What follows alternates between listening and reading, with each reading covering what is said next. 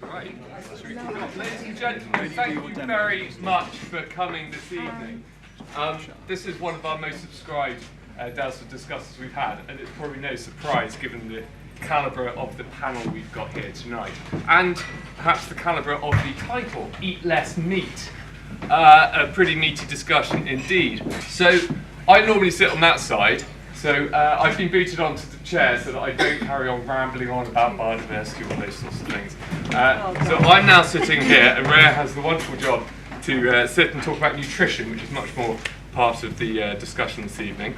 But allow me to introduce the panel.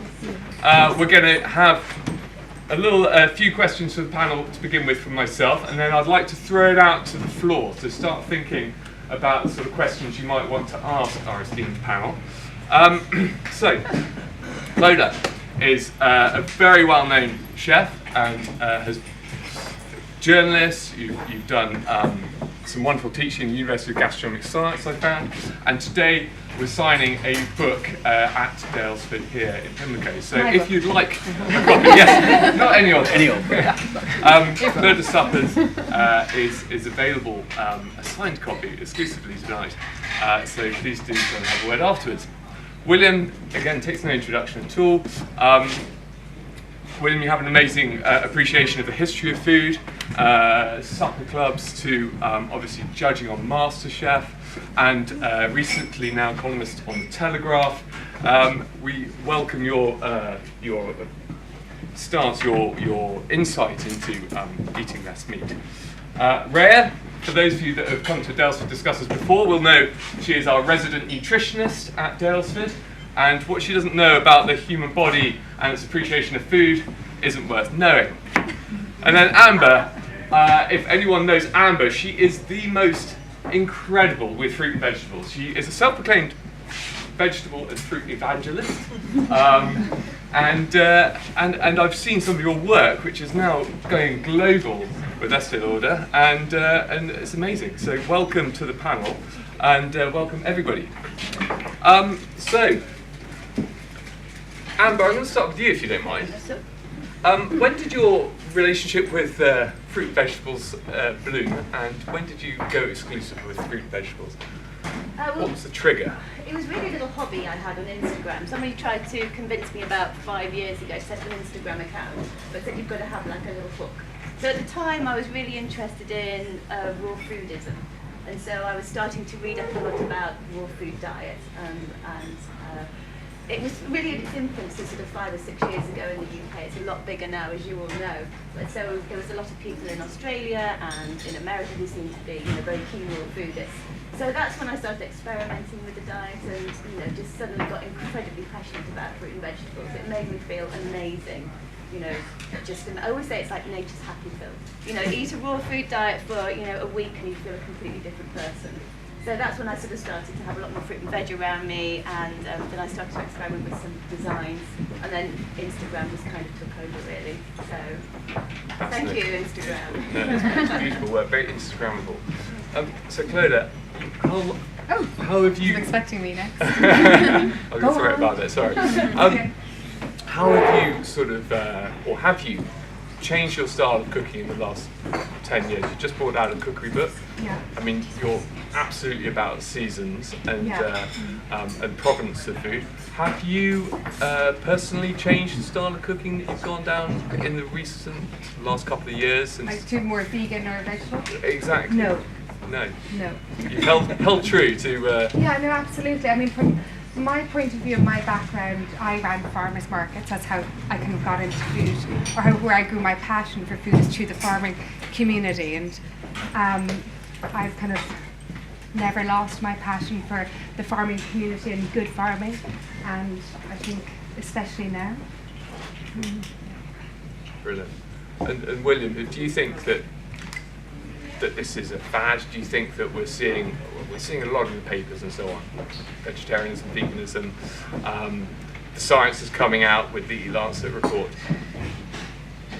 Do you think this is a big movement that's going to continue, or do you think it's going to level itself out and maybe veganism, veganuary and so on will have its day when the next thing comes along?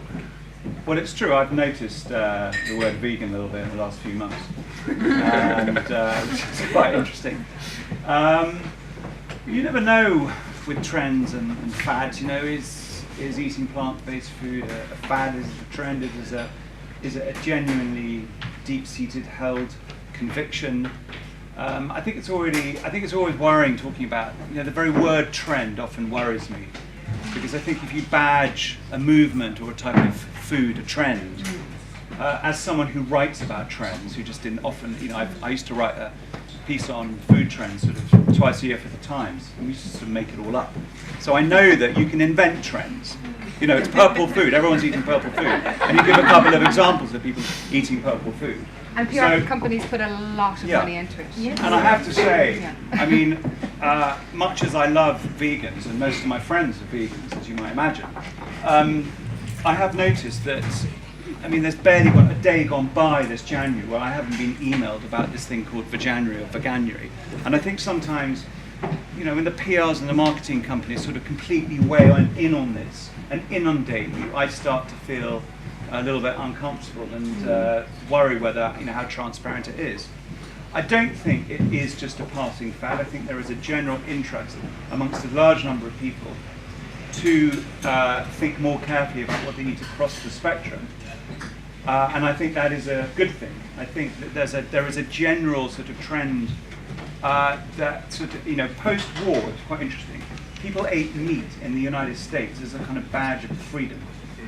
There was a wonderful woman called Frances Moore Laffin who wrote a very famous book in the kind of 60s about for a Small Planet. Diet for a Small Planet, which really warned against the overconsumption of meat and the fact that the conversion of protein, of grain to meat was very inefficient, and she was regarded as a kind of heretic.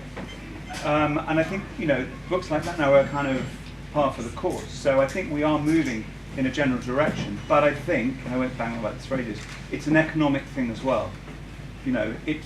There is this kind of middle class badge of being foodie, plant-based, and that worries me, and it always has worried me. But certainly, as someone who edited a magazine and ran a magazine for 20 years, we saw an interest in vegetables, offering, it wasn't about making vegetarian alternatives, we were making it often mainstream. So I don't like the word trend. I think there's interest in the subject. I think some of it's shallow, I think some of it's deep and meaningful. I think Daylesford's always very grateful for the sort of vegan and vegetarian sort of insight into cooking and the use of very diverse vegetables and fruits and bringing them to the plate at the centre of stage, because there's no doubt we could do so much more than we did in the sort of 1950s and 60s with vegetables, and the pulses that come from around the world now are so readily available. It's great progress. And that's also the other problem, as you said, the pulses that come from around the world, and that's always kind of like what I was just saying there about farmers, and that why I'm so kind of right now I'm really behind farmers. I've always been, but I certainly won't lose it, is because with this kind of, and I understand, and what I question is where is all this veganism, what it's doing to the environment.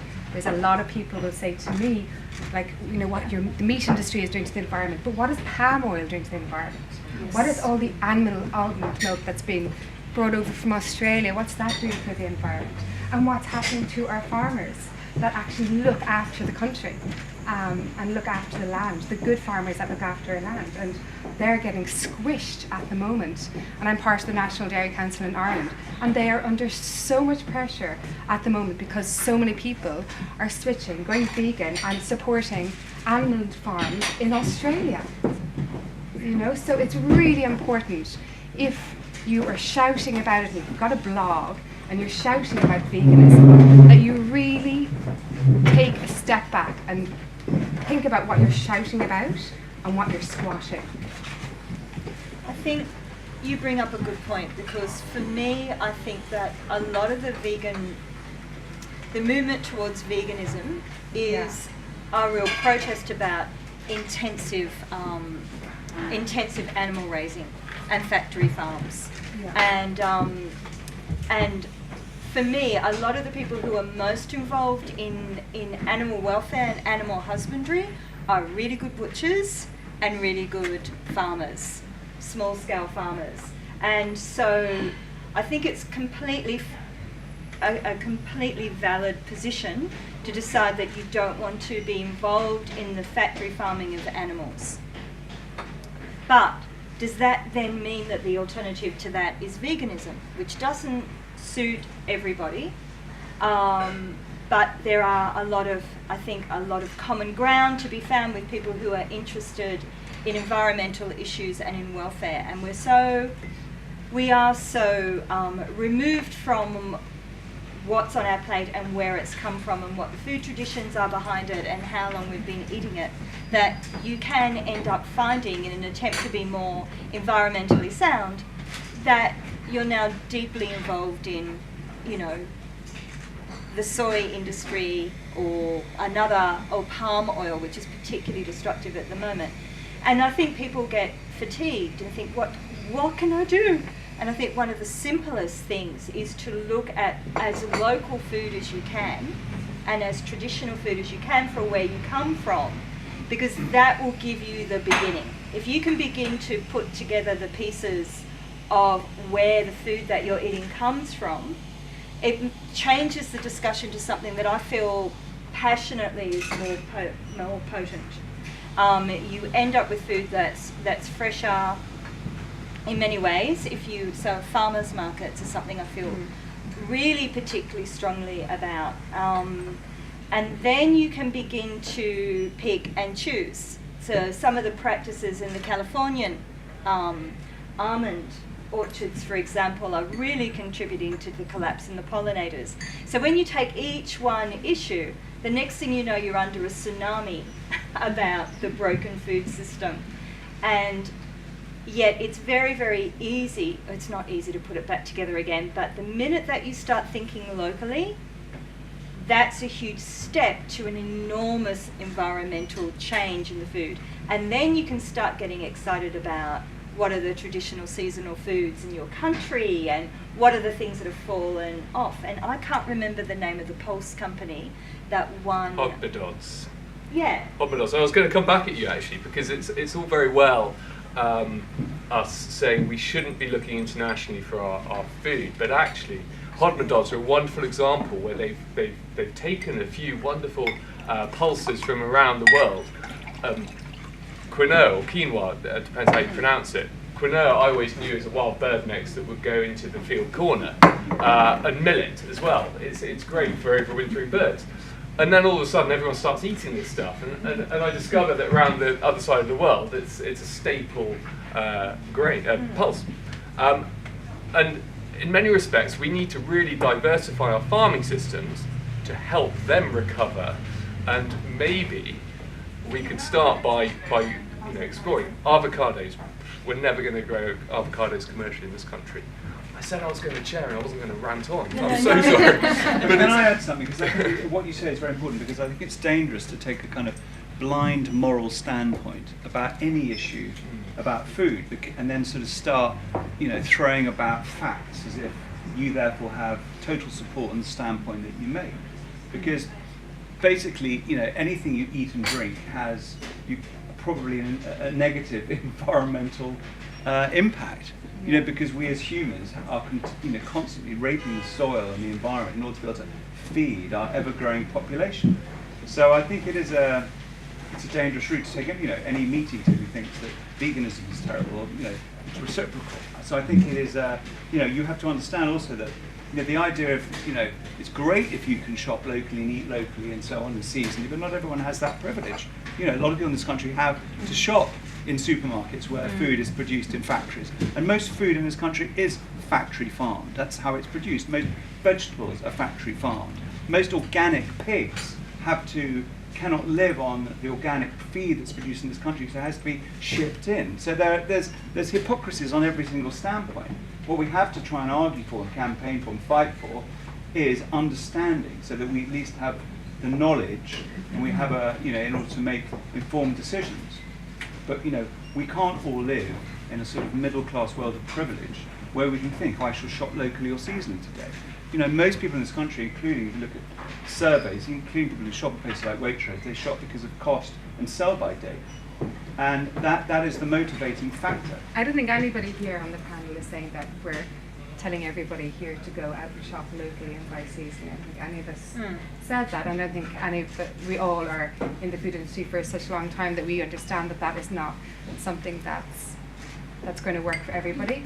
But I do think that it's important to have strong opinions on whether you're for the farming community, and not everybody in this room will say has been working food like I have for 20 years, or goes out to farms, and actually sits down with farmers probably 1 month of my life of the year, spread out. So I do have a knowledge of what pressure they are under, and I do think it's important that I voice it, because we have to make change. Yes. And so if there's somebody listening on Instagram Live or whatever, we have to make change. How are we going to fix this problem? Like, for example, are we going to look after farmers? Our farmers are completely not looked after in this whole situation at the moment. Nobody's talking about the farmers. Nobody's talking about the quota that they're getting for their milk, the pressure that they're under, that these farms that are being passed down for like 4 and 5 generations are not going to be passed on to the next generation. And how do we manage that? Like, how is it managed? Like, do we give more information about when you are buying a good chicken, just like my mom did, and both my parents worked and was all on a budget, how to make that into three suppers? Like, why isn't that information put up on, government, why isn't there a campaign done about that? Or a campaign done about the quality of good milk? We should be eating good, clean, grass-fed butter, as opposed to palm oil, or as opposed to margarine that's mass-produced, or cooperatives, so supporting our local co-ops. That should be sung about, and so that people who are turning to veganism get that information, and that you get closer to where you want to be, right? So I'm sure there's people here that may be thinking, shoot, I do actually drink almond milk. Where can I access a cooperative that sells milk? Well, I could tell you afterwards in a conversation probably where there would be a market, and you'd probably pay less than animal milk that's been brought across the world. So you think it sounds like it's symptomatic of a broken farming system as much as it is like we've almost been driven into making these decisions of intensive cow rearing or chicken rearing, or an example's taken from across the country to push us into eating more fruit and veg. How do we make that transition to pay the right price? Because not everyone can pay the right price for the butter at the end. And you look at these huge supermarket groups coming together, Sainsbury, Asda. I mean, it's terrifying because that's all. When I saw it, we know that that's just about squeezing prices. It's just going to screw farmers, screw those people who can barely make any money. But you can't. And where do you make that informed choice? If your local store is at Aldi or Lidl or Sainsbury's or Tesco, or you can't make that decision to where am I going to go and buy milk that supports a farmer. It's almost impossible. Yeah. So I suppose the interesting times with rewriting the agricultural bill now, and this brings me on to another question is, the Oxford University professor that came out and said we should be taxing meat because it's making us ill. At the same time, Michael Gove is promoting money for public goods, so that would be biodiversity benefits, flood management, and so on. There must be a middle ground where we can tax a little bit, maybe subsidise a little bit of the better ways of producing food. Or should we be educating more about how you should have more of a varied diet? So we should be eating, chicken once every 2 months and really get a good chicken, or, you should be eating more wild food, which is not expensive, or we should be using lesser cuts, like more liver, or, all the different, offals that we used to eat and grew up. And I grew up on offal at home, when my mother would be just budgeting at things like that. Should more of a push to education be put in? Because that's the big picture, right? That's the big picture is education, and that's... I completely agree, because this system used to work better. And it used to work better only a few decades ago. We really only have to go back to I don't know about, I've got to be careful, I'm sitting next to someone who knows a lot about British food history, and I'm a blow-in from the other side. But one of the things that Rose Prince always talks about, that my mother would talk about, is she would talk about starting off a chicken. And you would start it off, say, roasting it, and then you'd move on to something else, and then you'd move on to something else. And with the change in the pressure on us and cooking, it's become, a lot of those skills have been lost. We've been de-skilled in terms of cooking, and also the link between the way that we're eating and how tired we are is often not made by the people that I work with, for example. So coming in and saying, I'm too tired to cook, is often in part because of all of the takeaways that have happened during the week before. That's not a judgment, it's just that sometimes when you're eating a lot of commercially made food with a lot of salt and a lot of sugar and a lot of industrial fats, you don't feel as good as when you're eating more food that you've made yourself. And so that education, getting back to being able to cook like that, so that you can put something together, I call them brain dead meals, that you can walk in the door and you can put together a fairly nutritionally dense brain dead meal fairly easily, will have a big change ultimately over a couple of years in terms of your health. But most butter used to be very, very good quality in Australia. It's really, in just the two generations, I'm in my 50s now, but my mother talked about in the 20s in Australia, they would have meat safes. And a meat safe was something you hung from a gum tree with a cold tea towel over it, a wet tea towel over it. So my mother grew up without refrigeration. We have whiplash at the rate of change. It's taken 2 generations to dismantle a system that used to work fairly well, and population's got something to do with that. But I think that a lot of these cooking skills are still rattling around, and a lot of the farming skills are still rattling around there. But until we get some economies of scale back into, a more empowered dairy industry where people could feel that I'm having a pretty good traditional cheese here, and it's not an artisan food. It didn't used to be an artisan food. And if I could challenge a slightly British-centric idea here, in a lot of the world, these very beautiful handmade foods are not necessarily middle class.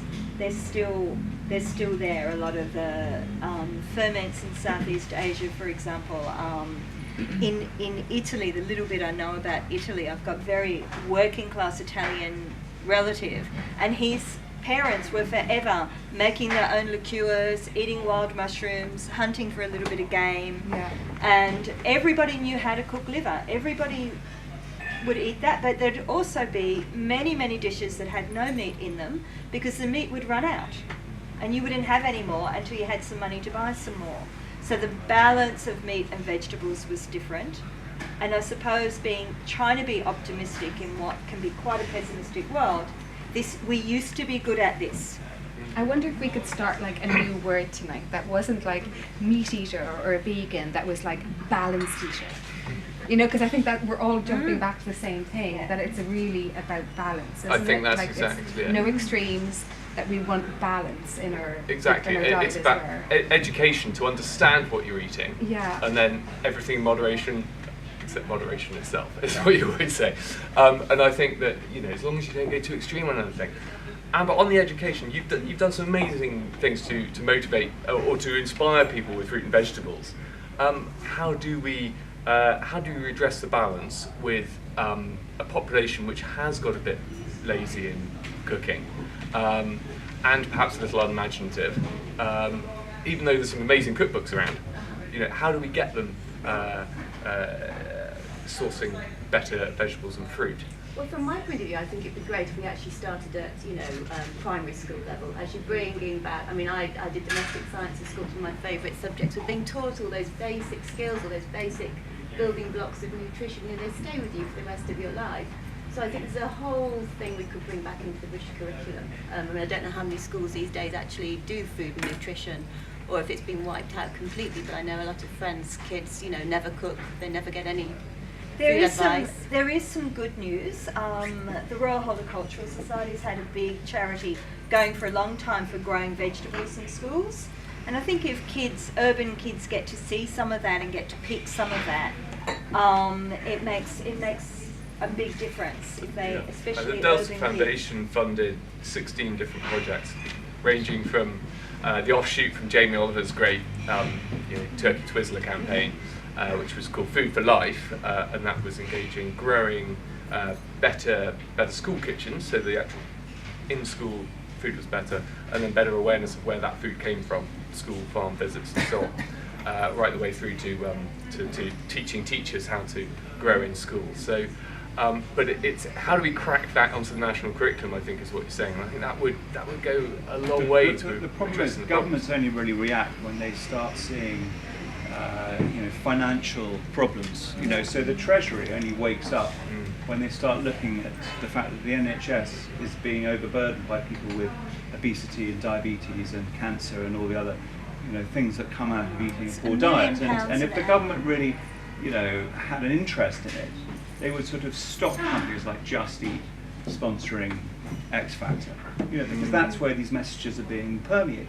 Yes. And it's all very well kind of tinkering at the edges of a few smart schools, but unfortunately it's just a drop in the ocean. Henry Dimbleby and his gang, they've worked very hard. I know they've obviously liaised with people like Michael Gove. There's a lot of effort that's gone into trying to put chefs into schools. There's so much pressure on teachers anyway, head teachers, in order to try and deliver results, that when you then tell a head teacher, by the way, you've got to teach your kids about food, thinking, what the hell are the parents supposed to be doing? What's their role in this? But really, your health is the most important thing in life, and nothing else really matters. I don't deny it. There's a problem. So You try. It's very hard. Alice Waters, the great US campaigner, once said to me, she said when she used to meet Barack Obama, she used to whisper 3 words in his ear, which was free school lunches, free school meals. But the problem is these things, it doesn't matter how many, even the greatest, most intelligent, most eloquent procrastinators on food education don't get anywhere because the government isn't screwed enough to start to care about it. And you end up having sort of fringe meetings in posh places like Daylesford where you try and worry about it, and actually what's happening, the result is absolutely nothing. So unfortunately we have to reach a sort of Armageddon where more people start dying of diabetes and cancer, at which point the government wakes up and thinks... Or else there's the other flip. Alice, who's a good friend of mine, Alice Waters in the States, who's an amazing food campaigner and worked and runs as the head of president of Slow Food in America. And when I lived in Italy, I worked for Slow Food there. Before that, I ran Slow Food in Ireland, and I went to Italy and I worked at the university there. And she did an amazing school education project. And when I was working in Italy, Slow Food had started up as being like the consultant for the curriculum throughout the schools in Italy, which was fantastic to see. So it wasn't just in a couple of schools, it was throughout the whole of Italy, and kids were brought in and they were given different types of oil. So this would be vegetable oil, this is a different kind of oil, this is palm oil, this is olive oil, really good olive oil, and tasting it, blind tasting it, really young, at like 4 and 5 years old. And then when I went back to Ireland, and there's a real, what I kind of learned from inspiring people like the likes of Darina Allen and Alice Waters and Jana Ferguson, who also ran Slow Food Ireland, an amazing farmer and a great advocate for farmers in Ireland, is that they just get up and do it themselves. And I think that's what is really important for anybody who comes out of tonight, that if you feel passionate about something, if you feel passionate about educating kids at your local school, just do it yourself. Just write a note and go in and get a meeting with the principal and say, I actually am not too bad at food. I can tell you what, how a potato is grown, how it comes from, how to mash a potato, how to make a stew, how to make a blah, blah, blah. I'd love to come into the kids, even if you have like a half a day. And I did that when I went back to Ireland. And the likes of John and Sally McKenna, who might be watching tonight, who are big food writers in Ireland, they did it. Dorina did it. Dorina Allen from Ballymaloe, she did it in her local schools. We all did it in Ireland. And I went out with kids, paid nothing, and we went out picking blackberries, brought them back in. I went to inner schools in Dublin, which was really important for me to get to kids that just didn't know, and I did take on the takeaways with them, or we cooked Indian food and curries. And I know I made a difference in those kids' lives. And that's not from me, that's just because nobody cared to take the time with them. So I think that the most important thing is that you can do it.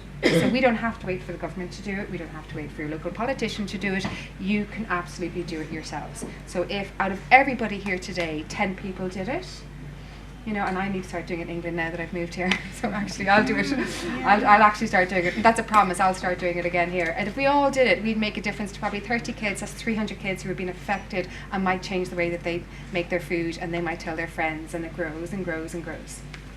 So did you do anything with the Edible Schoolyard project in the States? Because that sounds an incredible initiative. Was that to do with Alice Waters as well? Alice Waters set that up. Yes, she did. Yeah, set she that up. set that up. And in Australia. In Berkeley, in California, and she had her own vegetable garden attached to her restaurant. She got her local schools to come, and they helped growing with them, so they came in once a week growing in the vegetable garden, helping to plant and everything. And then they got, I think she got volunteers rabbled up, and then they went to the schools and actually taught. But I think that we can do so much, can't we, as humans? I think maybe now's a good opportunity to open up the floor for any quick questions, and then maybe we'll go back on to eating less meat. Because be a principal from a school, when can I start? But thank you very much. I'm a food technology home economics catering teacher of 20 years across 3 countries. Oh, brilliant. And it's really, really hard, because you know, a lot of schools are struggling to find teachers. Yeah. The pressure on teachers is incredible. Kids have to bring their own food. You're actually fighting a poverty cycle. I mean, I teach. Are you working in a school? Yeah, I teach in Whitechapel. And the poverty cycle is so hard, you're constantly against it. I mean, these kids, I mean, you know, it's a pound chicken and chips in the afternoon. Yes. That's their daily meal for a lot of them. Yeah. So it's really, really hard. And as a teacher, you can do so much. And the curriculum has changed, though. The curriculum has changed for the better, I think, because they've sort of taken out a lot of those, let's make cupcakes, let's make sponge cake and stuff like that. So it is changing, but we need a lot of help. So what help do you need? Like, what do you need? Like, is it from like people like us? It's a really hard one to pinpoint, because, as I said, we're fighting the socioeconomic issue here.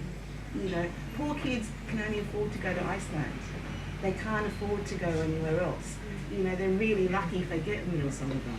Their school dinner is the only meal that they actually have. I mean, we're quite fortunate at the school that I have. There is a garden, and there's a gardening project, and we have had some situations where we've had gardens, the produce come in and we've made something with it. But it's a really hard call. I mean, it's a great incentive to have everyone come in and do something as a start. I'm not saying I'm not dissing it at all, but it really needs to grow en masse, and it's really hard because as a teacher you're fighting 100 other things. Absolutely. Budgets. I mean, I'm lucky the kids donate 50p every week and get to cook. Other schools have, like, the kids have to bring in all their stuff. Parents can't afford to do that. And you've got 9 weeks, and then you've got another cycle and another cycle and another cycle. So whatever I can teach them in 9 weeks, that's it. And it's very hard, because there was a survey done about 1900 amongst working class schools in London and various places around the country, and they noticed this extraordinary statistic that kids came back from the holidays malnourished and thinner because they literally weren't eating. Yeah. And this is 118 years ago, and we haven't moved on. That 5 years ago I've taught kids that didn't know how to use a fork and a knife. You don't need it for chicken and chips. Yeah. That's the reality. I'd love to come in if you'd have me. That'd be great. Like, you know, and there are, you know, it's just all I'm trying to say is that you're constantly against it, and there's not a lot of us left. Actually, it's really hard to get especially food teachers into the system. Yeah. Well, thank goodness you are doing your bit. Well done, because you never know who you're influencing when you're teaching children, and who kicks on to be that special. Can I just ask, do you think that if children were better nourished, then they'd be They find learning easier, the concentration levels will be better. So do you but find that's a we're problem? fighting it's marketing. We're fighting against, kids are coming to school having a liter of those energy drinks before 10 o'clock. Goodness me. And how much do they cost? It's cheaper than water. Yeah. But this is what I'm saying, because we all know this, but government, and it is government, because the governments are not putting pressure on manufacturers and large companies to stop selling that crap to children. They don't put 18 certificates on it. And this is not on me. Exactly. The tax should go on foods that are quite clearly poisoning, making people fat and killing them. And it's pretty obvious, because you don't have to look very hard to find these things. So I get that it's great to start from below, but this is my point, that until things really go wrong, governments will not wake up. And the thing is, it is going wrong, and it is cataclysmic. And when you hear from you, not too few miles from here, kids are not getting enough to eat. And here we are sort of wondering whether we should eat a little bit less meat or not. It does put things into perspective. No, you're absolutely, and I completely take your point and your point about that a big change has to happen in the government. But what I wouldn't like to see is that people get dampened and don't feel that they can make a change themselves, because we have so much power to make a change in lots of different things if we put our mind to it. And it's been cases all over the world that have made such amazing change in their own communities, and it only takes one person with a great idea and dedication to do that. And then government, maybe that they can wake up to that a little bit more. But government is another big thing, and policy is another big thing. But people like you and your enthusiasm that will make your change anyhow, or maybe you would link up with you and you want to help in some way, or you want to help in some way. And unfortunately, educating kids and so on, it's training, trying to get them on to a target grade. See you later. Let's get the next step through. And ironically, it's actually our move away from poverty actually killed food culture. Because we were in this country, were so eager to take hold of industrialization. We were so excited about new technology. People moved to the city and were really excited to eat food out of tin cans. And actually it's the countries in Europe that still have a sort of traditional peasant economy that still use the land and eat seasonally because they have to. The fact is that we were very eager as a nation to move away from that. We were so eager to become industrialized in the Industrial Revolution. So it's a very hard problem to fix when you don't have a cultural necessity. We don't have, we have a minister for food, farming and fisheries, but they're not really ministers for food. We don't really have people in the cabinet who are there thinking about nutrition and diet and food. And food has become a kind of glamorous thing. It's a bloody Instagram thing, which I think is what kills it, because food is more than just showing off about, how much colourful food you're eating, how thin you are.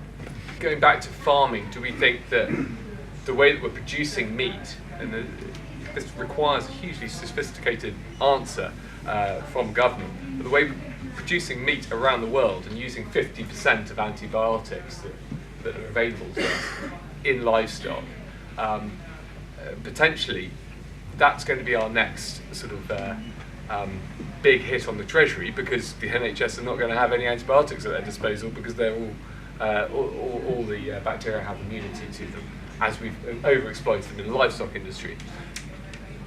We were talking before we sat up here that something catastrophic has to happen before we make change. Do you think that there's a chance through the exposure of sort of bad meat production systems that we can start to really think about how we use antibiotics, just as an example, antibiotics, or exploit the Amazon rainforest, or for soya?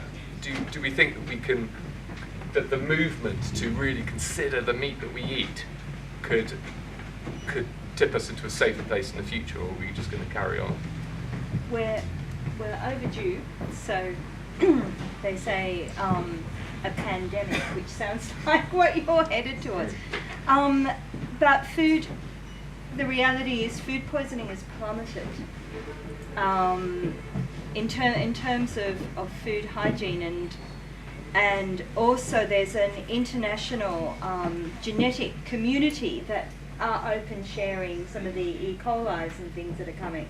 But in terms of antibiotic resistance, epidemiologists' tails are twitching. Everybody's tails should be twitching. And For me, on its own, the fact that we're using our frontline important medicines for the routine growing of meat is a potential. Oh God, we're getting negative, aren't we? I'm so sorry, but I have no other way to finish this sentence. A potential catastrophe. And because if you've got animals packed in closely together and one gets sick, by definition, you need to treat all of them, because that illness is going to whip through intensively raised animals very, very fast indeed. And though the regulations are different in Europe to how they are in America, and all the Netflix horror movies and documentaries are mainly American, and the system is different there, we do have a problem about what we're incubating. And the World Health Organization is looking at it very closely. We've had a couple of close calls with bird flu, and I don't think many people are aware. Gosh, I wasn't thinking about this, so I haven't got all the facts to my fingers. But one of the things that stopped an enormous cross-infection from wild birds to chickens, was it in Vietnam, where a group of medics locked themselves into the hospital and died. They locked the hospital, they sealed it up, they had all of the cases in there, and they didn't allow it to spread any further. And a very, I wish I could remember his name, because I think that the head doctor there was Italian, and he was working, and they understood the epidemiology. They understood how quickly these things could move. And I'm so sorry. I think it was Saigon. I wish I could. I wish I had the details, because this is an enormous sacrifice, and a tale of incredible heroism about stopping an epidemic that got into our food chain that would have potentially killed millions of people. And it was this enormous heroic sacrifice. So for me, I do think absolutely categorically we need to eat less meat. And that is a very problematic statement, because your little kids who are eating the chicken and chips, and I live in Peckham, so yeah, absolutely know about the chicken and chips culture near me. Chicken and chips and energy drinks for on a good day, and nothing on a bad day. So if they can't have even chicken, then what's it going to be replaced with if chicken becomes more expensive and there's less junk chicken on the market? Like, the whole thing gets very, very complex very, very quickly. But I will still stand on the clarity that we eat meat like it's a grain now. Our plate has meat on it, surrounded by a little bit of veg, and that's not useful. It's not useful for the environment, it's not useful for us, it's never how we've traditionally eaten meat. And I feel pretty confident in that. These developments within the food world are kind of natural. You know, human endeavour is by necessity ingenious to try and do more things for more people for less money. You know, the Chorleywood bread process that revolutionised the speed at which bread could be produced by using fast mixers and high-speed yeasts and so on, where if you look at it, it's the most horrifying way of making bread, but that has enabled people across the world to eat bread and have more access to it. So it's a question of striking that balance. I think those of us who are lucky enough to be able to make choices, who have enough disposable income, I think really need to make those choices and make them sensibly. Because again, it is easy to sort of, knee-jerk of not thinking about where you're going to buy your food. Yeah. So we should all really be more like Clutter. Have you more sensible? Thinking about food, not just talking. Thinking about it, not just. You have a nice logic and a passionate logic to the way that you address this subject. Too many of us are kind of buy our food and knee-jerk and don't think about it enough, when we could actually think about it. I mean, mine was just growing up in a house with a lot of kids, both parents working, in the 70s and 80s in Ireland, where it was organised, and my dad did out a list at the beginning on a Sunday, and we all had to do our chores when we came home from work. So we all got our lists, Claude and Eve, Marie and Jim, we all got a list of what we had to do, and we all ate home good food every day, and it was very varied. And I grew up on that, and but the money was tight, and So I know that it can be done on a budget, and we had a tight budget. 4 of us were very well educated, and my parents worked so hard for us. And it's just how I grew up, so I don't know anything different. And then I went straight into farmers markets in the farming community, so it's something in my mind. I get organised. Food is very important in my life, and it's a decision that I have made that, you know, every Sunday I plan out what I'm going to eat. I vary my diet. I would never in my life eat chicken every week. I would never eat, I probably eat beef maybe once every 2 months, and I would say that I'm somebody who eats meat. But I would eat offal, and I would eat wild game. I would eat a lot of fish. You know, that's all sustainable. But I think about where it comes from, and that's really important to me. And so it's a big part of my life. And I think it's important to me, if you want to change the way you eat, that you decide, okay, this is going to be a big change in my life. It takes a little bit more time. I don't have a television at home. So it's a lifestyle change. I told you how sensible she is. Do you have a telephone? Of course I have a telephone. But I think we should ban social media. I mean, I think, no, but seriously, how much time do people spend looking at their phones and then say they haven't got time to cook? You do, it's so true. It's It's so true, and everybody's watching. I was on a show back home in Ireland, a live show on Saturday night, and the guy from EastEnders, Danny Dyer. I don't know how. It doesn't really narrow it down. And he was one of the big stars on the show before me, and I had no idea who he was. And he was like, EastEnders. And I was like, yeah, I know. Is that on BBC? And he was like, you've never heard of EastEnders. He was one of the big old stars on it. But it's because, you know, and I have loads of time to cook in the evening, and I'm bloody so busy. I mean, I'm in New York every month. I'm in Canada every month. I'm always traveling and working and. But kids should hand their phones in before they go to school, and hand their phones in before they arrive home. Seriously, because there's plenty of time. Yeah. And it makes such an. I mean, if we're just talking with the people here today, and we're not trying to solve problems with schools and all the rest. One thing I want to say is that cooking at home, whether it's gluten-free or vegan or all the things, it helps your mental health so much. Yes. So making the change to cook at home, whatever it is that you do, and you're more considered. I always remember Carlo Petrini, who's the founder of Slow Food. I always remember him saying to me one time at a dinner, he goes, "Oh, Clodagh, it's not the problem of this and this and this, it's consideration." Ah, considered, it's the new name. And I was like, you're so right, Carlo Petrini, he's such a god. Like considered thought on everything. Considered thought on your shopping, the effect it's having, who you're buying it from, everything about your mental health. The minute you start making your bread, I was making bread here earlier, you know, you just feel better. You chopping vegetables, you know, So your beautiful therapeutic. pictures that you do, So whatever. It therapeutic. just makes you feel better, and you get very present, and it helps you mentally. So Maybe that's a new word for the balance considered. considered. Balance is Slack. considered. Yeah, there we Yeah. go. My new book. Let's open up the floor again. Okay. Tim, a completely useless piece of information for William talking about mobile telephones. I happen to be involved with driving and come across a number of instructors who instruct driving at a very high level.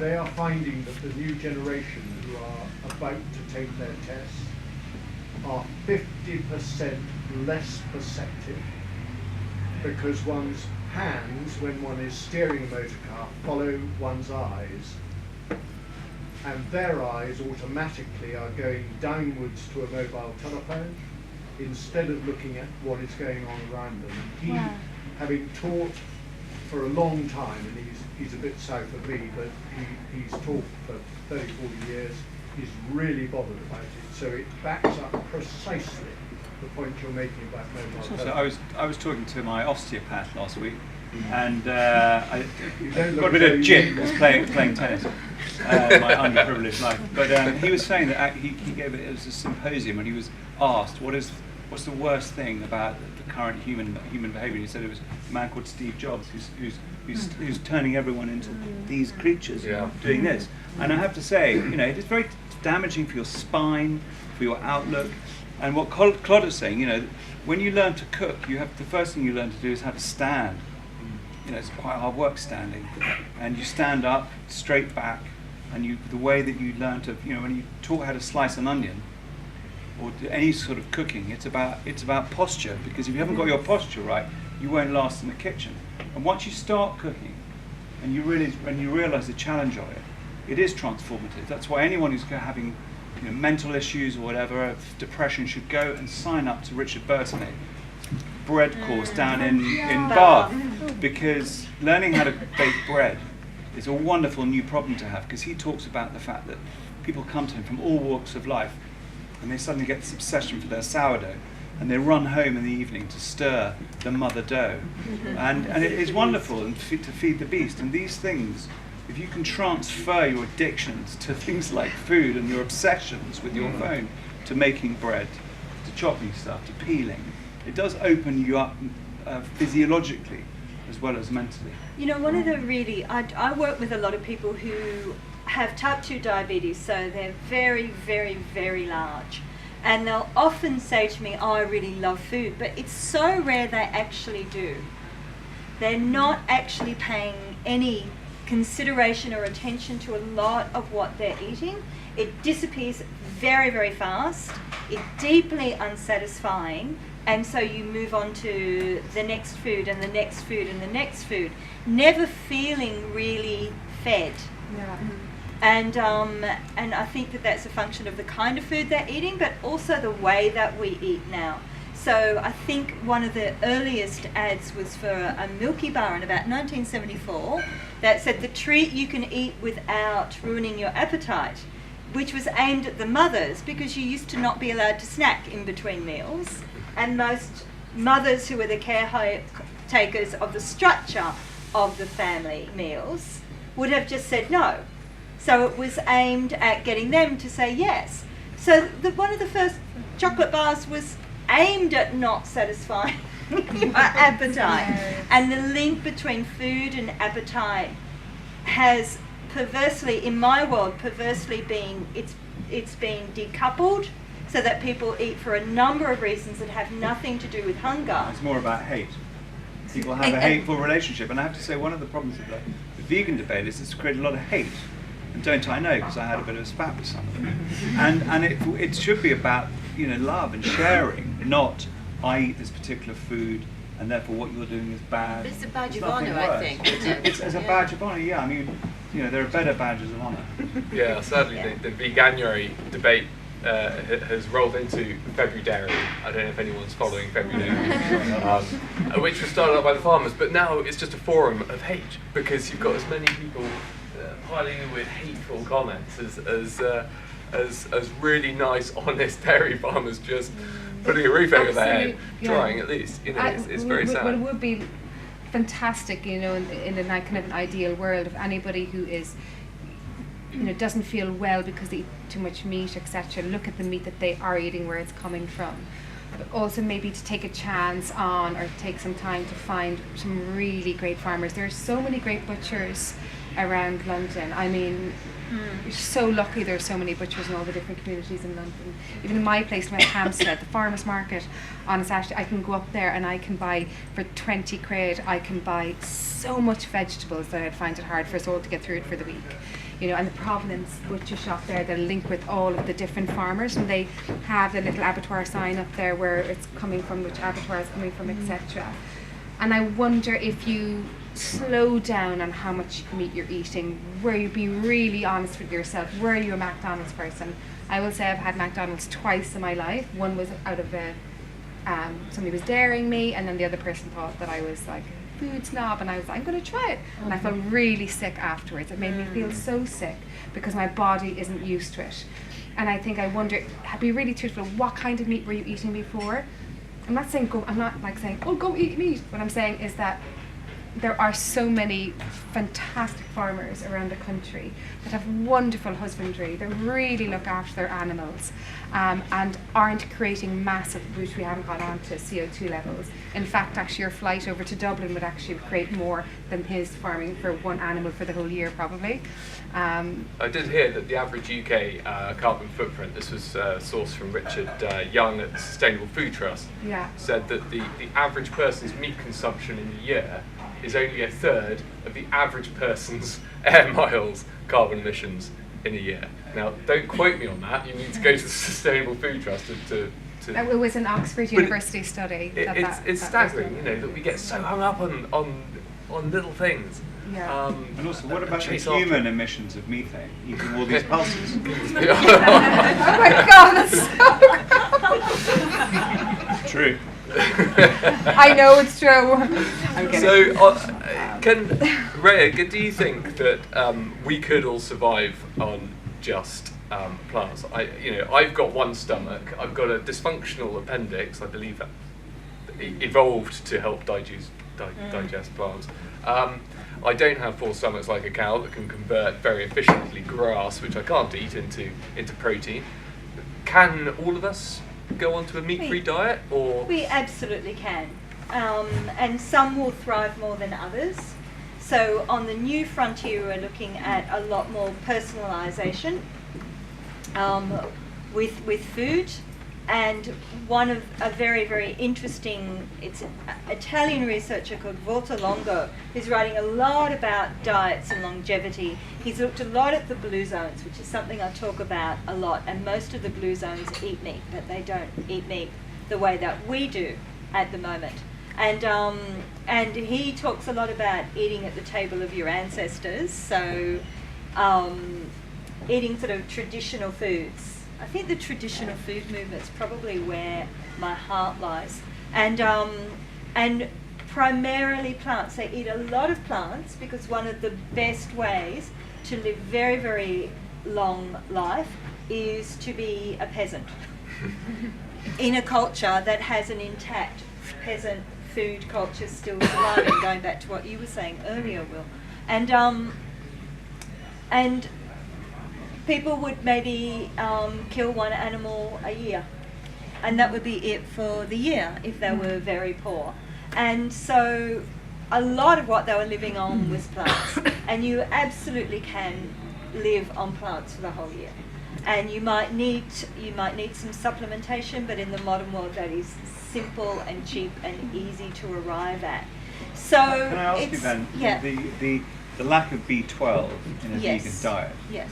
that you can only get from supplements. Yes. Otherwise, Or you're Marmite. nervous. Or Marmite. Yes, or nutritional yeast flakes. Okay, Yeah. so Fortified foods. So if you've got so you've got to love Marmite, or you're dead. Pretty Right? much, yeah. It's a good advert for Marmite. How How do you, the peasants who are sort of slaughtering 1 cow a year and keeping their chickens for eggs, where were they getting their B12? Maybe that's the problem. From the eggs and from the animals. Yes, so they were getting a bit of dairy. And the history of veganism or vegetarianism in India and the subcontinent, we talked. There's a lot of talk about insect infestation in some of the grains that would be eaten, so there'd be enough. We need precious little So a B12. vegan can get B12 from insect infestations, or you've got to buy supplements that are created chemically in a lab. Just It's get. kind of an unnatural diet, isn't it? Well, I'm going to protest a little bit. I'm a bit concerned about there is nothing. Look at us. Nothing natural about the lot of us. I'm so sorry, but there just isn't anymore. And I think that argument is mute now and leads us into a kind of tribalism that's not useful No, but just anymore. because you're an expert and I don't really know about this, but what is the answer to the B12 issue?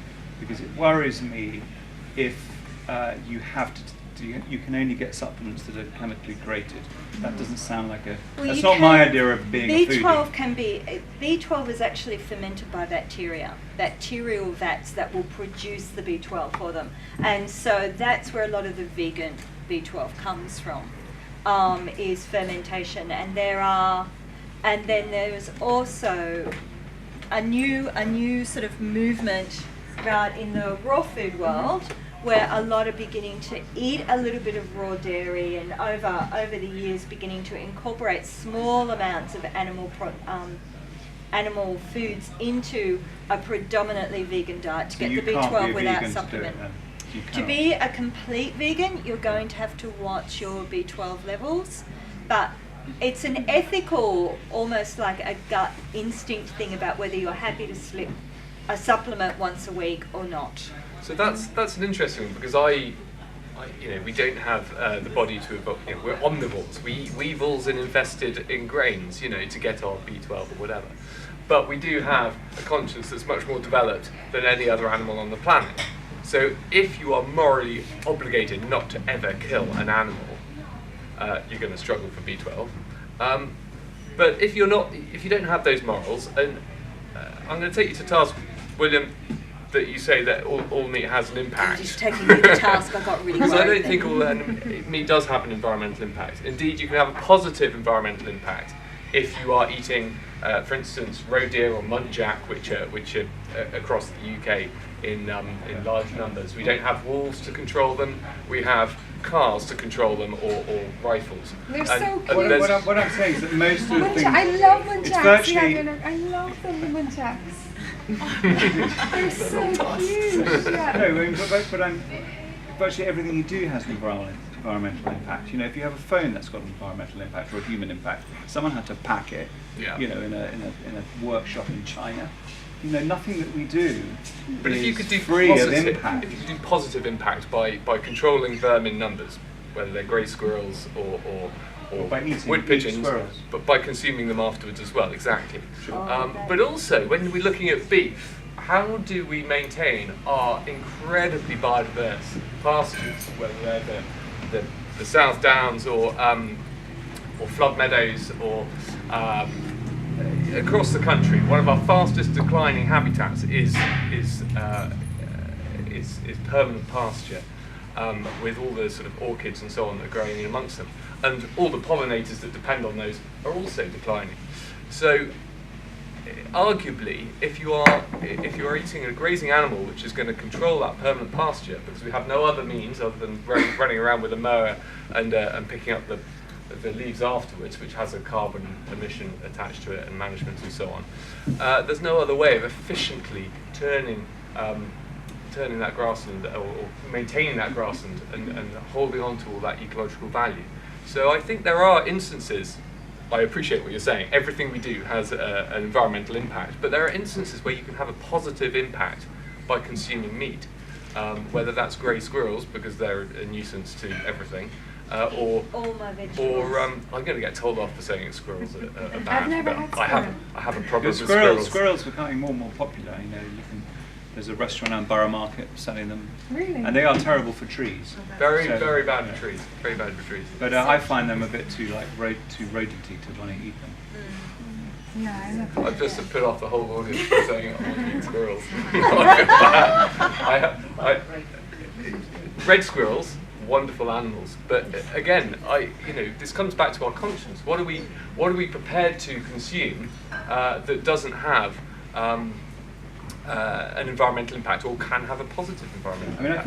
I think the insect consumption it's one of the great solutions, because to the problem of over a diet that's too full of meat, because insects can feed on waste. So but the problem is we have in the Western world a kind of a bit of an antipathy towards eating bugs, and we kind of glamorize it through I'm a celebrity, these sort of shows, where actually if we could put half bugs into burgers in McDonald's, that would make a massive Well, difference. have done it very. We took some. I run a retreat for people with type 2 diabetes just for 5 days, and we took some bug bars along, and they were pretty adventurous that week with us, but they wouldn't eat the bars. Yeah. The thing is, we don't mind when we eat sea bugs, lobsters and crustacea, which is effectively the same sort of thing. They're still creepy crawlers of the ocean, but we have this problem in the West. I wouldn't be into it it either. Crickets. I did it once with this very famous chef Noma came and made me eat ants in my mouth. It was years ago. I was very lucky to experience it, I know. But they have a kind of salty lemon balm. I just, for flavor. days Yeah, they do, afterwards, they do. I couldn't get the sensation of ants going all around my mouth. So now we're on the subject of eating really weird things. What about lab-produced meat?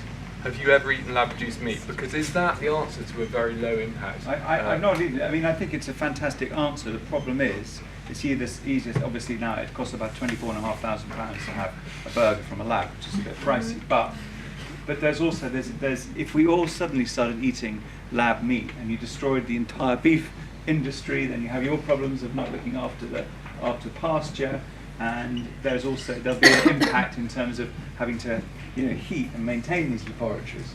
But I think that if you don't care where your food comes from, if you can make it cheaper and use less water by growing in a lab, then I think it has to be interesting. And I think there's a lot of smart money at the moment.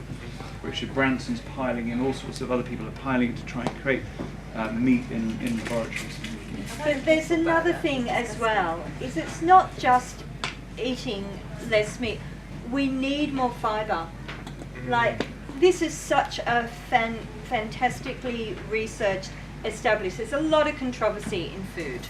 But one of the things that we're really clear about is the impact of fibre on our gut and on the microbiome, and as a preventative for bowel cancer, which is in our top 5 killers. So lab meat doesn't, I don't want to eat lab meat. and I'm not impressed by the idea of it either. I think that the fundamental thing that's broken that we need to bring back is the link between us and where our food comes from. And letting it move through the season. So we need to eat more plants. The 5 a day. In Australia it's and seaweed. 7. 5 and seaweed. Seaweed. One of the we I actually have seaweed, found. and I use seaweed. I was using it today when I was making my bread. It's you can buy seaweed pepper now, which is a nice way to start. And if you don't eat seaweed usually, and you're like, well, I'm not sure it's going to taste like, according to sea salt, to a seaweed, which is, instead of pepper, it's like dried seaweed, and it's so good. I mean, you'll be able to tell all of the properties. Such an amazing. But there's no other food or ingredient in the world that has as much minerals and vitamins. And there's protein too, is it? Yes, but the kind of volume that we eat it in, you don't really get a lot of protein. But if you use it every day instead of potato pepper. and seaweed together is such a traditional old food, and there's a thriving community in Cornwall. Like there's the Cornish Seafood Company. There's some beautiful things happening, and it's such a traditional food for humans. We think it was one of our earliest foods, so that's a wonderful food to include. And iodine, it used to be called Derbyshire actually. Did you say you were looking at Derbyshire? Yeah. So a seaweed bath. Sorry, go on. I'm so passionate about seaweed. I love seaweed. And seaweed baths, if any of you have not ever taken them, they're also really good for mental health. Seaweed, and if you suffer from we all suffer from dull winter. Get yourself, if you've got a bath at home or anything to soak in, a seaweed, dried seaweed bath mix. And you can buy, there's loads of great companies around Britain and Ireland doing them. And it's dried, so then you plunge it into your bath, and it all it's the opposite. It rehydrates, the opposite of that. What's the opposite of that? Well, it's mineralized. It hydrates, and so it all becomes soft, and all of the oils come off it, and then you can dry it again. You get about 10 uses out of it, and they cost about £10 for the pack of it. And it will help your back. I used to have massive back problems because of chefing years ago. I haven't had a back problem since I've used it. I genuinely feel I have quite high energy anyhow, but my energy is so good. And I started using it quite religiously about 5 years ago. And it is... Brilliant. Does it smell nice? No. It smells lovely. Let's go back to the floor again. I've got a question here. Far away. Quite interesting when you talk about Instagram, all these sort of vegan-related foodie posts. For me, I find sort of every other post is that, and then on the other hand, you've got sort of like high protein, F45, gym-based diet, eat loads of steak every day. How do you feel about that kind of diet and what that does, and the difficulty the in gym-based working out, high-protein diet? Well, if you want to sort of be focused on the gym and working out and trying to get a lot of protein to build muscle, how do you try and balance that, looking good and sort of building muscle in that sense, and also trying to eat less meat? Yeah, what plant-based substitutes, I suppose, are there for I assume gym you buffs? all think that high protein diet isn't the way to go, in which case how Well, I find all these extreme things completely pointless, and I don't kind of follow these people on Instagram, so I believe you that it's happening. I think moderation in all things. I think, but there are the dichotomies, are these extraordinary things these polar opposites that are appearing on Instagram. Yeah, it's you know, confusing. It is, Yeah. it is, It's it is It It confusing. was is hugely reported. extraordinary that that at a time now where we haven't had another world war, there is plenty of food about, though it's distributed very poorly. We are drinking our meals. We're supplementing incredibly nutrient-rich foods. The kind of constant access to food. What's really taking off at the moment is time-restricted eating and intermittent fasting, because we're now beginning to realise the metabolic toll of never having a rest from food, which we're not really designed to do. So there are certainly some very, very good vegan protein powders around, but there's also that question of, are they really necessary? If somebody wants to be a bodybuilder and they want to drive their genetics to the extreme end of what they want to do naturally, then yeah, you start fiddling with 4 hours of protein, throughout the day, and exercising to exhaustion and such things. But for me, when we've unlinked our food from tradition, God, I sound like an old fogey, don't I? Then when everything's up for grabs, nobody knows where to go next. And so everything's available. So there's one computer engineer who was suffering from a lot of mental health problems, and she now eats only meat.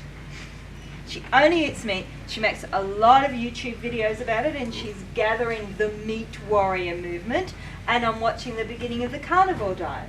Now, the carnivore diet is completely unrelated to where this meat is coming from, how sustainable it is, what are the long-term impacts. And when a well-fed young 21-year-old American goes, hoo-ha, on his video, and I only eat meat and I feel great, I look at the years of good nutrition he's got behind him, so he can, frankly, can I say arse around at Daylesford? Arse around with his diet like that, and it's not going to hit him up the back of the head for a couple of years, because he's a well-fed first worlder. And he's living off the nutrition that his mum gave him for a couple of decades before he's decided to go on the steak-only diet. And everyone is then confused. God, you'd be so sick. Wouldn't you just feel awful? Well, there are some people who are, so this woman with the manic depression, already she's in a particular group, and she might be very sensitive to some plant chemicals, for example salicylates. There are some really unusual reactions to some things in plants, and it often manifests as a very extreme thing. So she was hallucinating and then had her mood problems and reacted very badly to a medication. Did very well when plants were out of her diet, but that doesn't then generalize it to all of us. Yeah. And it's disconnected from where the food comes from, and maybe food, back to consider it again. Yes. Yesterday I was on BBC London on the Gabby Rosman show, and there was this really interesting guy on. I don't know if you were listening. He wrote a book called Zen in 10, and so considered about just taking 10 minutes out of your day just to really think about how you feel and how you are. You just need 10 minutes. I'm so into that. I do a bath every single day, and I just think about how I feel, and not how I feel. I'm not like going, I feel. Just to spend a bit of time with myself, and You and the seaweed. seaweed once a week. Once a week, yeah. But that's why I don't get these denders, because I'm doing all that stuff. But we had a great chat afterwards, and we were saying that I just loved his book. It was such a positive book, and I thought, you know what? I also think the same way about food. I think, like usually I'm in the bath, I'm thinking about food, thinking about the next day, I'm thinking about how I feel, and do I feel low in iron? I wake up this morning, and I was in the country this morning, so I woke up extra early, because I was like, I really need porridge today. I really felt like I missed porridge the last 2 days, because I was on the road with my book, and I need porridge. So I got up early in the morning to have porridge and put my apple in there and all the rest, and I felt great afterwards, and then I got back to the studio in London, and then I was like thinking, God, I need some greens, and I was like, yeah, actually bloated, okay, I'm going to chop up some celery. I think the take what you're talking about and looking at pictures and what you should be eating, all the rest, I think it's really important to have some considering what your body is asking you. What is your body craving? You know, if you just sit for a second and really think about it, what is my body needing? I mean, the idea that a Kardashian is on Instagram with a protein shake, you know, and then people think they must have that is incredibly disturbing. Yeah. But what do you have for breakfast this morning? For me, I've just done veganuary and realised I adore tofu. So I had tofu for breakfast, and then I had blueberries, and then I had. What do you do with the tofu? Just eat it straight? No, I made a scramble with a silken tofu, and I had about 3 leeks in it, and I had. Sounds really what nice. else did I have? I had some Brazil nuts, and I had some pig. I kept eating for about an hour this morning. What was your breakfast? Oh, water. I don't eat breakfast. You don't eat no, water? never. You don't have breakfast? No, terrible. Oh my god, you must start having breakfast. It's so important. What did you have for breakfast? So I What did you have for had breakfast? sourdough with some good butter, Daylesford butter, and then I got my B12 from Marmite. Not that I actually am B12 deficient. Yeah, that's. And what did you have? I had some black pudding. No, really. And some bacon. Fried egg. Fantastic. But I didn't have any shredded, so it was good. Have you ever made fresh black pudding? No, I'd love to. I did it. Oh god, I'm really going to gross you out if I tell you this story. How many people here would not like to hear about how black pudding is made? No, That's right. I everybody, think most I people. said squirrels. And we lost Anyway, the squirrel. I made my own fresh black pudding at an event in New York, in the Whitney Museum. I did a takeover there for a big dinner for the Mayor of New York. I said, oh my god, I've got to do traditional Irish black pudding, and got in touch with the slow food folks in Brooklyn and all the rest, and they were like, oh my god, we can get you fresh blood, you could do it yourself. I'm like, oh my god, that's so cool. In New York, made my own baked black fresh pudding. So tell us, what was the blood? Where was it from? I just feel like people's faces. I'm gonna get followed home. You murderer. I'm kidding. No, but I just don't want to offend anybody. And then so, but do you know what it is and how it's? Yeah, so it's pig. Yeah, so it's just fresh pig's blood, but it has to be taken very soon.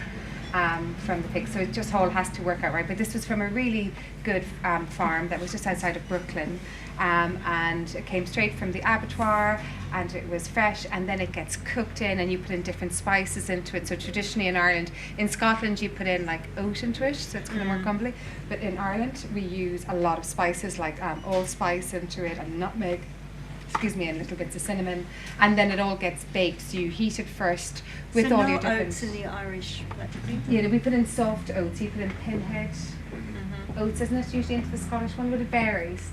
And then it all gets baked on a flat tray, and so when it comes out, it gets sliced. But in my defence about black pudding, it's a massive tradition in Ireland, and it uses all the pig. So instead of me going and having, or you going having bacon this morning, you had black pudding, which is a good thing. I had it as well as bacon. So you could have it instead of bacon, and then you're cutting down on the system. And but I think one of the worrying things goes back to education is we always say, you know, eat less meat but better quality and know where it's come from. But when people hear better quality in those that aren't well read in food might think a chicken breast rather than a chicken thigh, or a sirloin steak as opposed to a bit of rump. They think quality in terms of their enjoyment of cut or whatever it is. Price, or price, exactly. And so I think it comes back to education and explaining the provenance and how that cow has been finished and so on is so important. We must go back to the floor before we wrap up. So come on, there must be some more questions. Any more questions? No, goodness me. Fire. So one thing, going back to the lab-grown meat, which I think sounds horrible as well, but surely with a massive growing population, which hasn't really been talked about, there is going to be, you know, the need to grow things in labs, because as you say, with the land. Why do you think it sounds horrible? It's just I like things to be relatively natural. So I think just the idea of eating something that was grown in a lab is something that I've always never wanted to do. Kind of thing. Which But you could argue that actually it's incredibly natural, because what you're doing is you're mutating cells, which is a natural thing, and what you're not having to do is to slaughter live animals. So if you can create these things, it's less creepy than the idea of rearing things in order to slaughter them so that you can eat them. But then is it not ruining that natural cycle of kind of land, animals? Well, it depends what the natural cycle is, because the industrialization of the consumption of meat is incredibly unnatural. So given the fact that people aren't going to stop eating meat, you could actually say it's a far more natural, more sensible, less creepy thing to create this stuff in a lab before it goes into the mass market food chain. Yeah, But I mean, I get what you say. It's a bit weird, but it's probably not half as weird as the industrialization of meat production. Yeah, and as with the growing population, I think it's going to be inevitable, isn't it? Because of the land being used by the animals, that there's only so much we can grow and sort of look after. Absolutely. We need to eat less meat. We are, the Western world is consuming far too much. We're felling forests in the Amazon to fulfill that sort of grain-fed or I think what we soya-fed need meat. to stop eating mass-produced meat and eating more really grass-fed quality and meat from good farmers more that we know. extensive and less and varied. and varied. One of the things, while it's still cold, for those of you that are meat eaters, I would encourage you to make a stew with something like a shin or a tail, something that's gelatinous and rich, because that in itself, and I apologise to any vegetarians or vegans, ignore this bit of advice, because we need to stop just eating off the back of animals as well. Cheeks. I mean, cheeks are the most delicious things in the world, aren't they? Yeah, and I think that there is a lot of doom and gloom, but actually, those of us who are privileged to be able to take an interest, we can realise that it is incredibly satisfying. Yeah. Even to grow your own asparagus, to put the pan on of water to boil it, and then to go out in the garden and cut those little purple heads after they've popped their way through the soil. I mean, there's a magic to growing your own food. Squirrels and are collecting your and first if you can eggs. share that passion, it's a wonderfully joyful thing. And actually, if you can spread the word, as Claudia says, there's an incredibly positive story that comes out of the dilemma that we have. Can I share a really quick little story? When I was about 26 years old and I was running farmers markets in Ireland, and where I was living in West Cork, which is in the country in Ireland, over beyond was one of those piggeries, and from my house I could see it, and it always made me feel, just took my breath thinking about the pigs there, and then I remember somebody said to me, why don't you go and see if you can buy some. If you really feel that it was after a dinner and after a few drinks, they were like, make a difference. Why don't you go make your difference? And I was like, next day I was like, yeah, I've got to do it. So I went over to the piggery and I was like, how much can I buy 3 pigs from you? And I'll never forget walking in that door. I'll never forget walking in that door, and the smell, it was horrendous. You would never eat meat that you didn't know where it came from again in your life. But then when you go to farmers that are good, it's just a completely different. I think you're opening up an interesting point. And how do you know what is? Did you buy your pigs? So I bought my 3 pigs. Carry on. I bought my 3 pigs, and I got them for €150 at the time each, which was so huge to me. I was like, it was a lot of money. I got a horse. And there's carts actually from the lady I mentioned, Jennifer, from Gabine, who's probably watching. Hi. And we took all of the pigs, brought them back over, and I reared 3 pigs, and I did it for 6 months. And then when it was time for them to go bye-bye, but they had the best, I promise you, they had the best life of any pigs, that I know. I gave them the best life I could possibly give them. I fed them so well, and then when we bought them slaughter, it was actually lovely people in Gabine that did it, and they were made into sausages, it was made into salamis, every single bit of the things was made, and I sold them at the farmers markets, and it was only friends and regular customers that bought them off it. So it was the most satisfying thing I think I've ever done in my entire life, and it all came, and I learned how to do it in Hugh Fernie Whittingstall's book, do you know the River Cottage Discourse book? Yep. I literally learned it at night. Jesus, I really need to learn this fast. Like how to look after them, and what they don't tell you is that they come and they like trip you when you bring in the food because they're just starting to play, because they're the most intelligent animals in the world. Yes. And they're just fabulous animals. And doesn't that sound terrible? That fabulous animals, but then you want to kill them. no. But they taste so good, you see. That's the problem. No, because the thing is, I won't stop eating meat, but what I will completely control is the life that they have before they actually come into my tummy. I will make sure that anything that I'm supporting, that these animals are kept so well and they have good lives, and yeah. So pigs will only live for so long. Like they're not going to live until they're like 40 and 50 and whatever. They have a much shorter life. All animals have shorter lives than we do. And while they're here, I like to treat them as well as they can, and then I will eat them. Do you think, Tim, as we've been talking about eating all parts of the pig, all parts of the animal, that it's important as well to sort of give more information to people how they can use all parts of the vegetable? So like a lot of things are thrown away, like carrot tops and broccoli stalks, and they're often so nutritious, aren't they? And especially if they're organic, you don't have to peel your carrot. You can use the tops of carrots. You can use beetroot leaves, and they're so nutritious. Delicious, quick pestos with them and all sorts of things. So yeah, the leaf to root eating, as they talk about, is a great idea. It brings us into things about food waste. I saw a beautiful video of you making a casserole out of a chicken, and you peeled your carrots and you had a little broth going. I make broth every and you week, put the carrots straight in the broth, and I went, I'm going to like her when I'm this there's so many things that can be used. Yeah.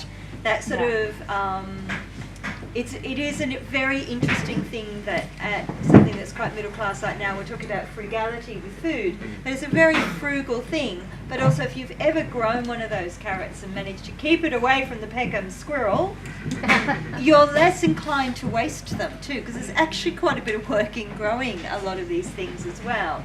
And so it's easier to chuck them away, but in fact, all of it is really useful. Beetroot leaves and carrot tops. And lots of nutrition, different types of nutrition all the way up. Isn't it? That's right, and also a lot of variety. So variety is one of the great predictors of lifelong health. So a food variety questionnaire is one of the more reliable ways of knowing if somebody is going to be well or not. And a lot of people are eating a very, very limited amount of foods now, over and over and over again. As well, and that is a predictor of poor health. Yeah. I think, do we have any more questions? Lady there. Hi. So something that I've been looking into at the moment that I've been finding really interesting is something that hasn't really, or I've not read about that much, in terms of eating meat and the impact it has on the environment, is the water that we eat. So like it takes into account if, like for example, a cow normally has like 200 kilograms of meat, it lasts 3 years, it then takes into account the roughages it eats, like all of the water it consumes, everything to do through its lifestyle, and then like at the end it will tell you like a comparison of all of these things and the amount of water per kilogram, and like 1 kilogram of meat, of beef, is equivalent to an 8 by 14 metre wall of water, which is like mind-boggling to me. It's a brilliant fact, and this is where the Lancet report, I think, falls down. And Carla was saying earlier, if you're eating, and I think Ray, you did as well, if you're eating food that is produced within the environmental limits of your area, your region, you'll probably find in some parts of the world drinking dairy and eating meat is much more acceptable than if you go out to very arid parts of the world. Well, if there's a water problem, then that's where the water's going. I would say that that's not exclusive to meat eating either, because if you look at the fossil water that's being abstracted in California to irrigate the almond groves, and Australia, it's a problem around the world in food production. It's much more extreme in livestock production because of the consumption of your average dairy cow, your average cow, beef cow. But it's not exclusive to meat production. And indeed, There's like a different, so there's a website which is called The Water We Eat, and it actually takes into account like loads of different stuff. So it ranges from like apples all the way up, and actually the biggest thing is coffee, which I thought was quite interesting, which is even more than beef. But obviously you probably get more out of a kilogram of coffee than you would with 1 kilogram of meat. Yeah. But it's again about like, I guess like, I'm not saying that everyone shouldn't eat meat, I'm saying that it's quite interesting that it's like an invisible problem that people don't really know about. Yeah. I should touch on just, but I'm going to take the chairs from here, on a project that Daylesford Foundation has worked on a lot. And invested in a lot, and that's agroecology. And because we have a representative of one of our partners here today from the Game and Wildlife Conservation Trust, we are taking the best practice from livestock and horticulture and cereal production across the UK, regardless of labels, to highlight sort of, rainwater harvesting for dairies. Why wouldn't you do it? You've got a shed. You can collect that rainwater. Using pastures, using trees in pastures to stop runoff of water, to help it infiltrate the land. So there's farming systems which have positive, it goes back to the whole positive impact debate, and you can have a positive impact with livestock farming in terms of nutrient recycling into the land through manure, through recycling grass and clover lays, like behind you, which then benefit the bees behind you, and then so if you can get the cycle right within your farming system, these sort of outstanding statistics are very much dampened or moderated by all the other impacts, and it's about measuring externalities, the externalities and the true cost of food. Yes, talking about game and wild food, I like to shoot, and I like game. I like to know where my food is coming from. I think we all know that right now. And I posted a picture. And I normally wouldn't, but I just kind of felt strong about it. I posted a picture of a pheasant, and I always cook with what I've shot. Well, usually what happens is that you pass it in, and then from the gamekeeper you'll get back one from the last shoot because they have to be home. And I always cook, and I love it. I love that time of year, grouse, whatever it is usually. And the amount, I put a picture up on Instagram, and I personally do love Instagram. I get connected with lots of lovely people on it. And I got the amount of comments that were so threatening to me underneath it. It was my most popular Instagram post. But it was about, 500 comments with that. And I took it down because I felt quite threatened from it. And then somebody said to me, a friend of mine, who's actually also similar to me and writes about food and everything, and she said, you shouldn't have taken it down. You shouldn't have taken it down. You should have taken the time to reply to them. And I actually just got frightened by it. And it got me really annoyed about it. It got me really annoyed about taking it down. I've watched my granddad, shoot and come back, and he would always be so ethical about the food he was getting, not even knowing he was being ethical about it.